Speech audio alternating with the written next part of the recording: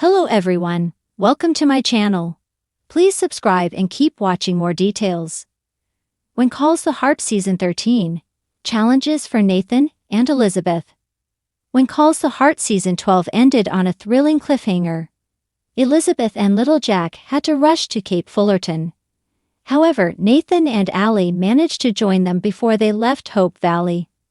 Now that Hallmark has renewed the long-running series, Hardys may want to know what to expect in Season 13. Recently, new showrunner Joy Gregory has teased what these devoted fans should expect. Here are the latest details.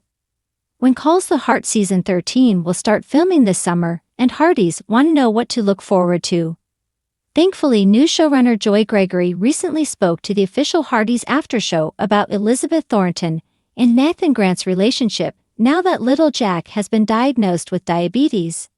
Firstly, the new showrunner shared, "I am so excited we got to launch them toward Cape Fullerton, to literally put them on new territory." She referred to Elizabeth, little Jack, Nathan and Allie leaving for Cape Fullerton at the end of Season 12. Jack's grandmother, Charlotte Thornton, urged Elizabeth to go there as they have a good treatment center for Jack's diabetes. Next, Gregory dived into what Elizabeth and Nathan will experience in this new location.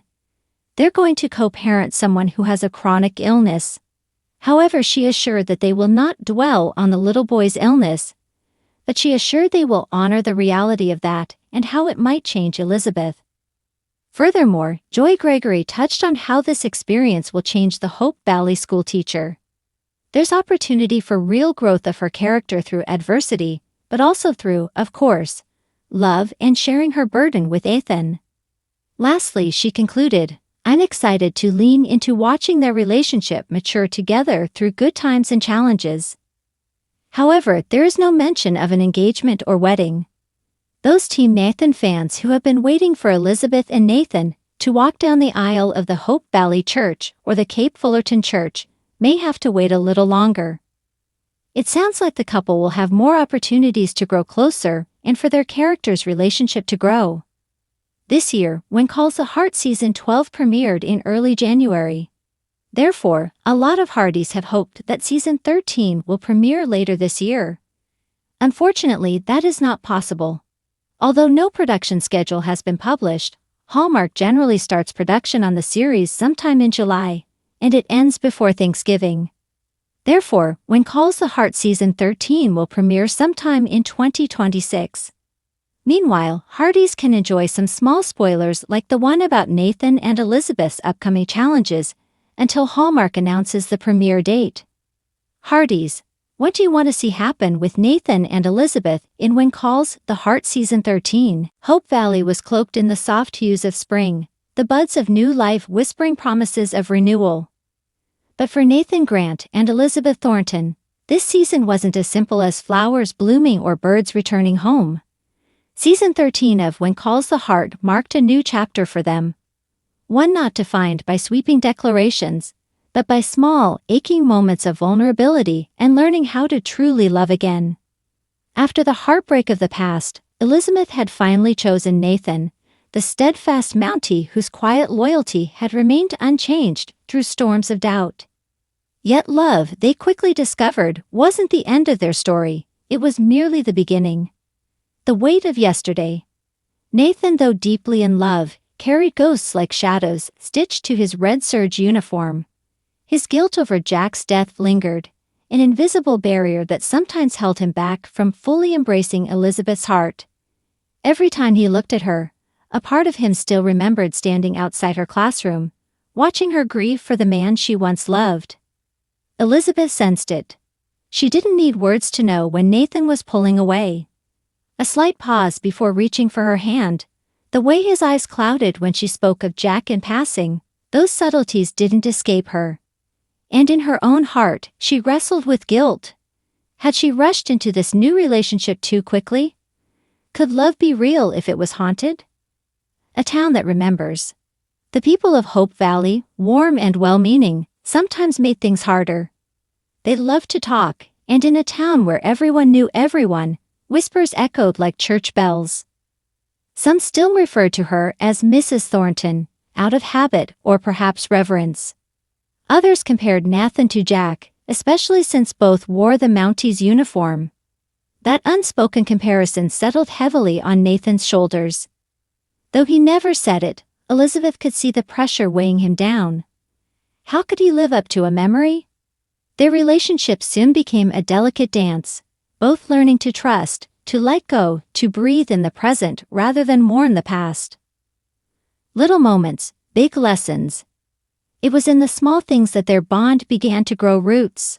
A shared laugh during a town picnic when Nathan's horse nudged Elizabeth into a pie table.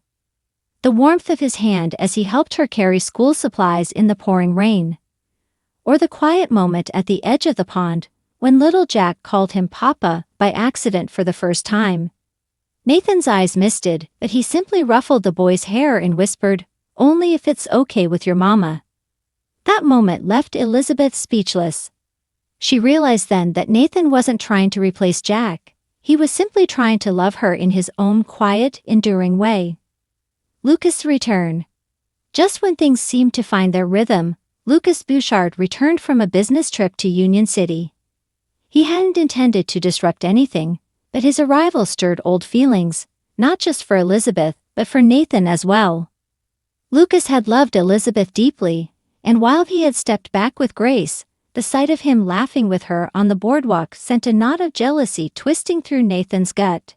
For her part, Elizabeth felt a pang of guilt every time she caught Lucas's gaze lingering a second too long.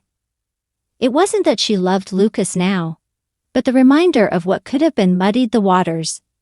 Nathan, never one for confrontation, grew quieter, more distant. The catalyst. The turning point came when Nathan was called away on a dangerous mission near Union City. Elizabeth stood on the edge of town, watching him ride off, the fear clawing at her like a cold wind. Memories of Jack's final ride echoed through her mind, and for the first time, she realized how deep her fear still ran. Days passed without word. Then one rainy evening, just as the sun dipped below the mountain ridge, Nathan returned, bloodied, bruised, but alive. Elizabeth ran to him, and for the first time in weeks, she didn't hold back. "I can't lose you too," she sobbed into his chest, the storm raging behind them, but one finally quieting inside her. Nathan wrapped his arms around her, his voice hoarse. "You won't.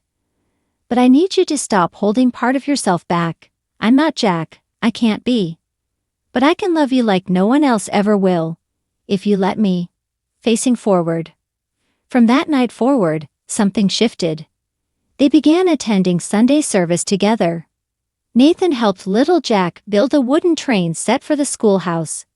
Elizabeth invited Nathan to read to her class, and he surprised everyone by reading poetry, his voice soft but resonant. It wasn't perfect. There were still misunderstandings, still moments of hurt.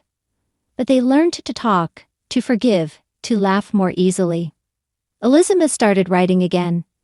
This time not about grief, but about hope. Her new manuscript was titled Second Chances. Love in Hope Valley.